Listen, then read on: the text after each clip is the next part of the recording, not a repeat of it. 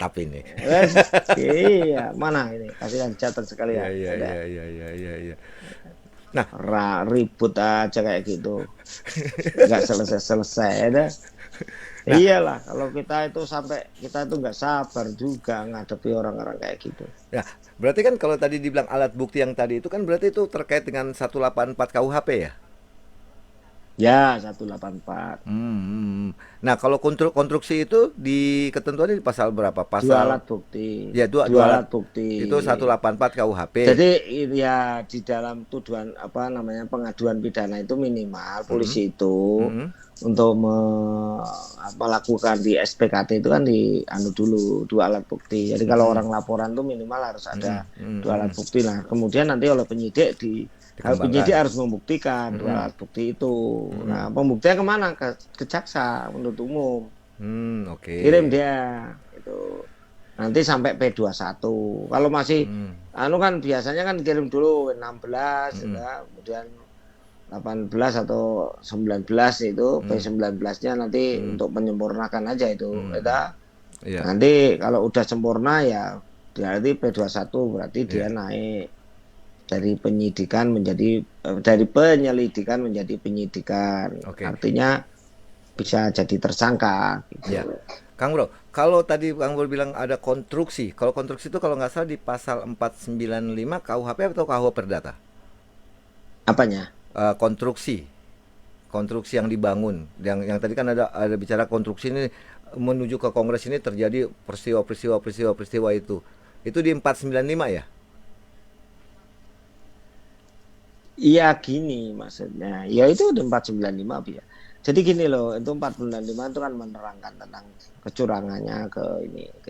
Maksud Mm-mm. saya itu konstruksi berpikir. Konstruksi itu bangunan. Ya, bangunannya ya. Bangunan berpikir kita, Mm-mm. cara berpikir kita. Mm-mm. Ya. Mm-mm. Itu kan harus didasarkan penafsiran pasal. Mm-mm. Ya. Mm-mm. Karena kita bicara hukum tuh bukan pendapat saya. Saya itu anti pendapat saya itu. Mm-mm. Jadi ketentuan pasalnya itu ngomongnya begitulah. Mm-mm. Ketika saya mengkonstruksikan pasal itu bahwa tidak sekedar perniagaan atau asuransi atau tapi itu lebih komprehensif kepada perjanjian secara umum, Mm-mm. maka saya menyinggung tentang perjanjian antara para anggotanya dengan organisasi ini kan yang diwakili pengurus. Ya, betul. Ya, di apa namanya di kongres itu, tapi sebelumnya kan diikuti. Peristiwa-peristiwa. Jadi, Ya. nah peristiwa-peristiwa itu harus Mm-mm. diikuti Mm-mm. sehingga nanti jadi satu kesatuan kayak cerita itulah. Jadi satu Ada sebab kesatuan. akibat lah ya. Nah, itu tadi kan sudah kita bahas teori Ya, adekuat. ya paham. Nah, Ya. disitulah nanti kita harus bisa membuktikan kalau kita membuat LO itu nanti kajian-kajian teorinya disebutkan juga teori bekerjanya hukum, kemudian komparatif law-nya, Wiener-Wensky, kalau kerjaan hukum itu Camby Statement itu dikonstruksi itu kita kalau orang akademis itu dia pisau analisisnya itu berdasarkan kajian teori. Ya. Kemudian kalau kita berpikir dalam konstruksi yang normatif berdasarkan pasal-pasal. Jadi ngomong tuh tidak asal-asalan, tidak ting ceblung, Ya, tidak asal paham. ngomong, tapi dia punya dasar. Nah, kemudian kenapa saya mengkonstruksikan pasal 28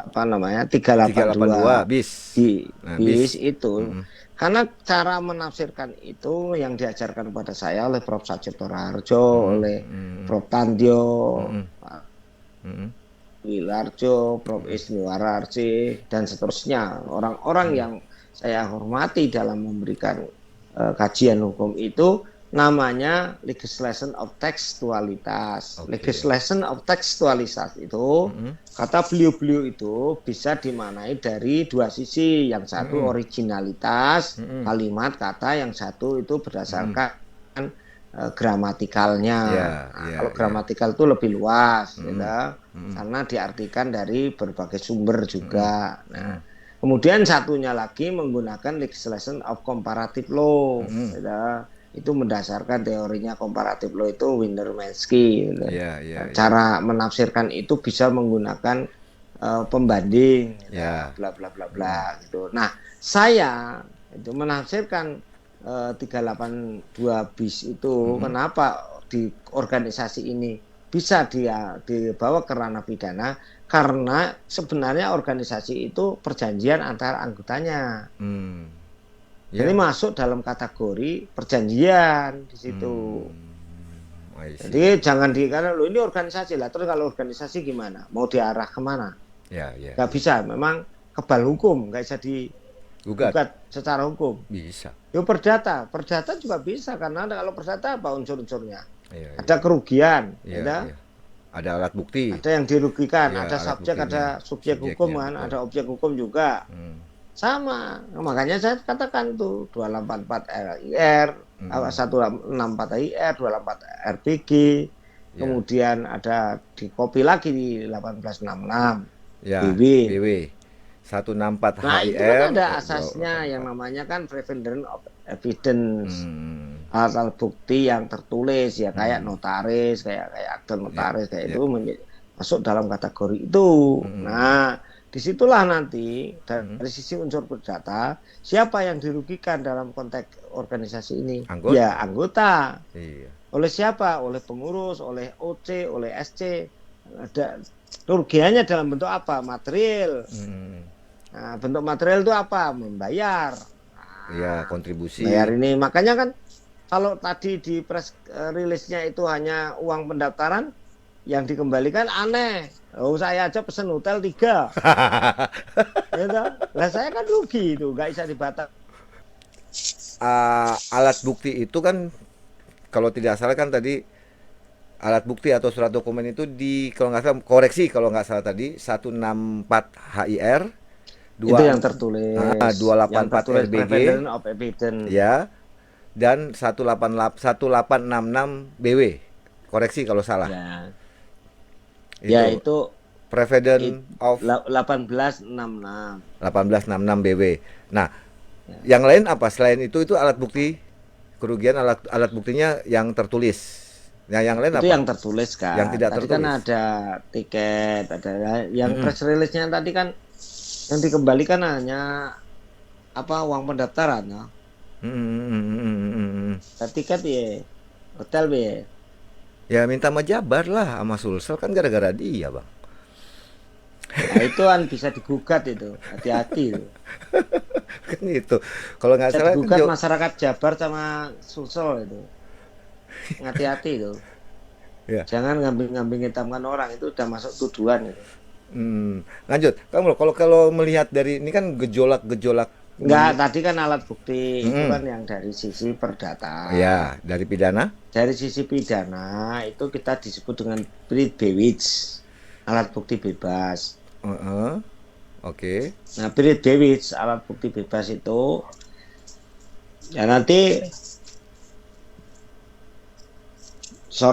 ngantuk. Apa-apa. Alat bukti bebas itu ya nanti yang menentukan hakim, seperti kebebasan di pidana itu nggak ada angkanya. Kalau di perdata itu ada angkanya. Oke. 1, 2, 3. Yang kata Prof. Edi Edward itu masuk dalam publication plane atau kausalitas formil. Oke. Nah, dalam konteks alat bukti Pidana. Bewitz itu alat bukti bebas itu tidak ada urutan-urutannya. Oke. Yang menentukan hakim. Misalnya saksi fakta maksudnya. Kalau ahli itu namanya keterangan ahli. Tapi orang umum kan nyebutnya saksi ahli, tapi ya nggak apa-apa. Keterangan ahli, oke. Ya, keterangan ahli. Supaya nanti nggak dibedakan antara saksi fakta dan saksi ahli. Gitu. Ya, oke. Keterangan ahli. Nah, itu nanti kan bisa dimintakan ahli dari pidana, perdata. Nah, apakah ini masuk dalam kategori pidana atau perdata? Ya. Narasumber kita ngantuk. Dikit lagi, Bang. Iyalah. Dikit lagi. Tinggal 2 pertanyaan lagi. Temennya ada. Lanjut.